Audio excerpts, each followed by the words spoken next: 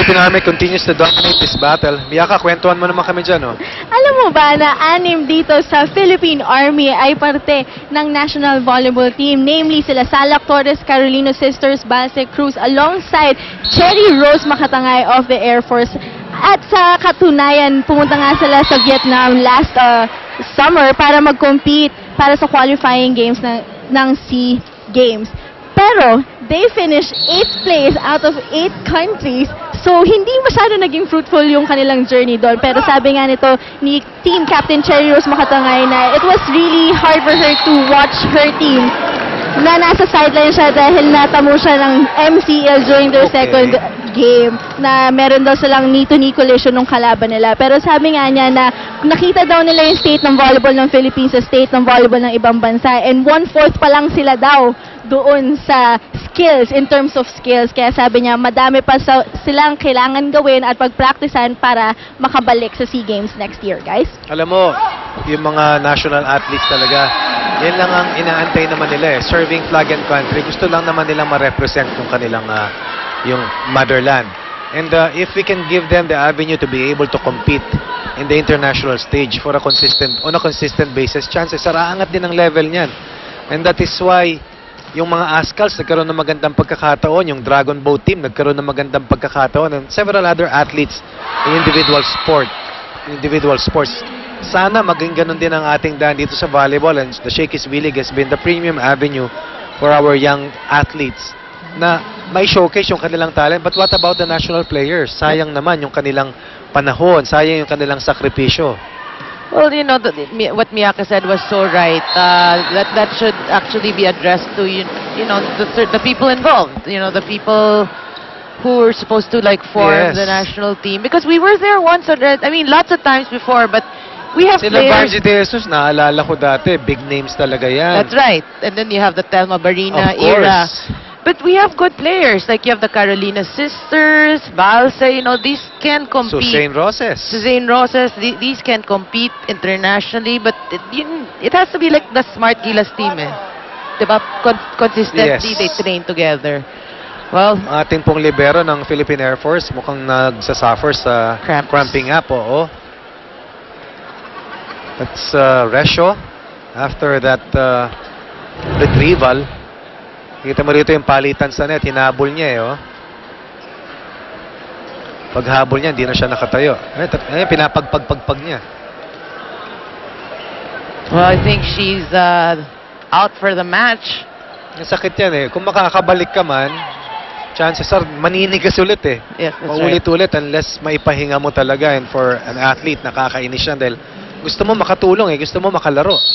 That's the reason why you give extra time for your practices and sacrifice so many things dahil gusto mo talaga na elite yung iyong performance. Pero ito ngayon, once again, 6-point lead.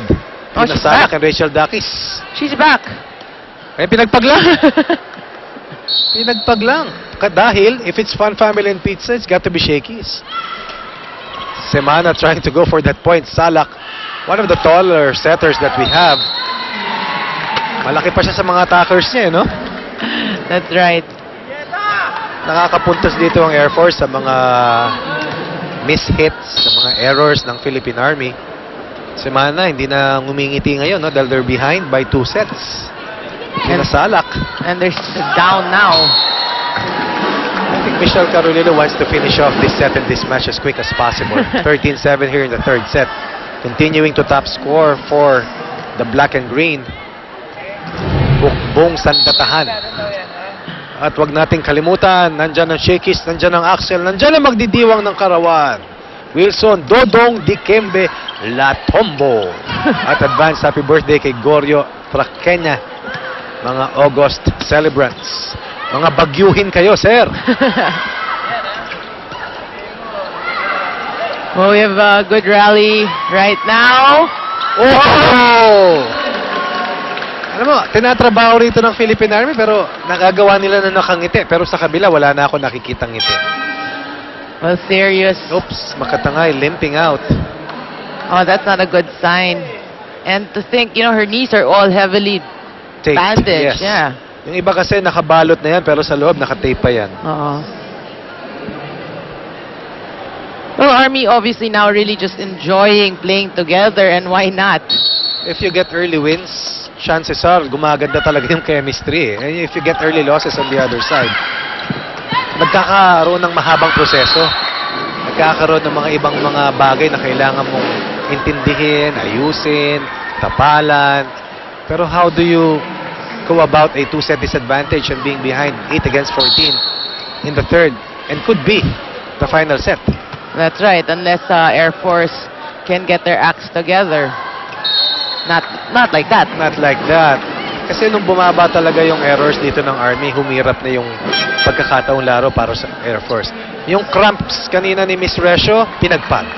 Yung limp kanina ni Cherry Rose Makatangay, inalog. Bumalik na. Well, Cherry Rose knows that, she can't just sit down with her team down 2 sets and down here in the third set. Kapag pawis ka pa naman, medyo kaya mo pang ano yan eh. Hindi mo pa iindahin eh. Pero pag nawala na yung pawis, lumamig ka na yan na. Makirot-kirot na yan. Yeah, exactly. Si Manal once again going to Maizo, the steadiest attacker, but Balse and Dakis quick to mark that attack. 16-8, once again, a decisive lead for Philippine Army. That's right. Well, UST going against another UST and an FEU.